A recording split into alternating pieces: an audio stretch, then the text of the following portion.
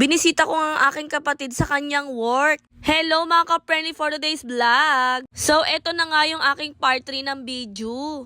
Ay kagrabe ang gala ko ha, inabot pa ng part 3. Hala, ang ganda ng nagbabantay. Ganda ba, gwapo? So nandito nga kami sa The Gray Area Coffee and Tea. O diba very unique yung name ng coffee shop nila? So mamaya husgahan nga natin kung gaano kasarap yung kanilang coffee. Ambience pa lang ay gustong gusto ko na. Pwedeng ka nga mag-moment dito mag-isa. At ito nga yung kanilang mga menu. Dami pa nga silang ino-offer dito mga ka-preni. Hindi lang mga drinks, meron din silang mga meal dito.